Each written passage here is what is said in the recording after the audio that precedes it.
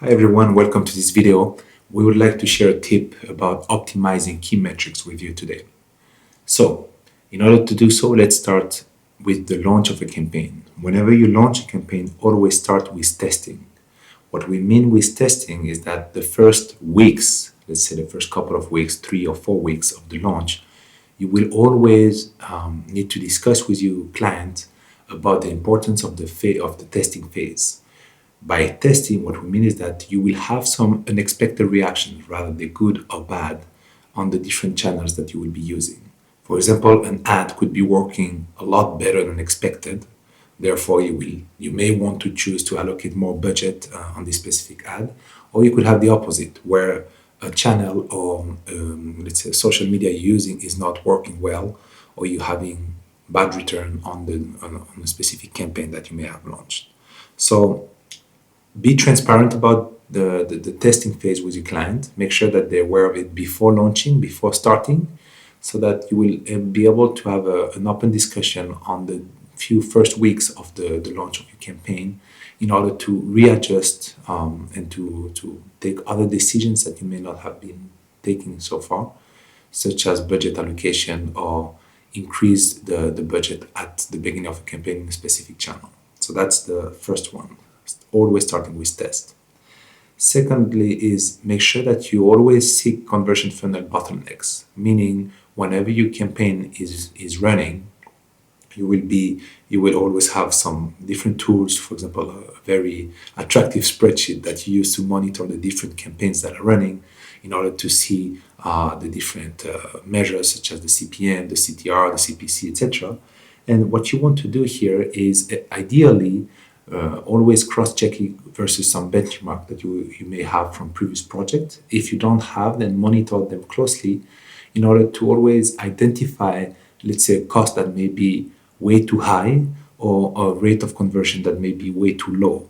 So what you want to do is to identify that on a daily basis in order to also make some budget reallocation decision.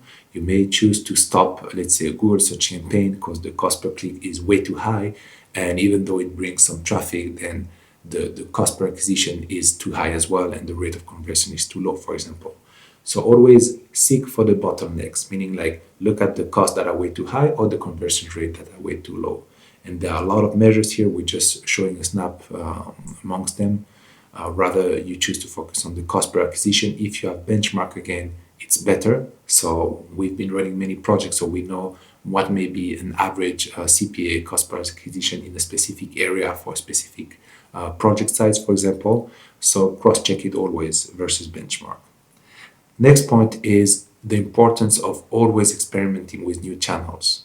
So we've had the discussion a few months and years ago now when it came to, for example, in Instagram. A few time ago, people were like, do not advertise my project on Instagram. This is new. People use it for other purpose. Yet, right now, we cannot consider launching a campaign without doing advertisement on Instagram. So there was a time where Instagram itself was falling into that basket of experimentation. Right now, when we launch a new project, then we'll make sure that we keep a percentage of the budget. And if you recall the model we shared on how to best build a digital marketing campaign, we spoke about budget allocation, and we're talking roughly about 5% of the budget we'll keep for experimenting with new channels. For example, today we hear about TikTok. We don't know exactly how efficient it is in terms of return for specific campaigns in real estate. And these are the different mindset you should have, meaning like talk to your client again, tell him ahead of time, we will experiment, it's a small portion of the budget. And again, we may have very good surprise, or if they're not returning, not converting so well, you can always stop them after the test phase. So these are the 3 bullet points I wanted to share with you today about optimizing the key metrics. First of all, make sure that you set up and run a test campaign to get the first data. So we're talking about the first 3-4 weeks, depending on the campaign. Then see conversion funnel bottlenecks, meaning to optimize the different costs you have, the CPM, CTR, etc. And if possible, run these against benchmarks that you may have internally, or you can also find other benchmarks.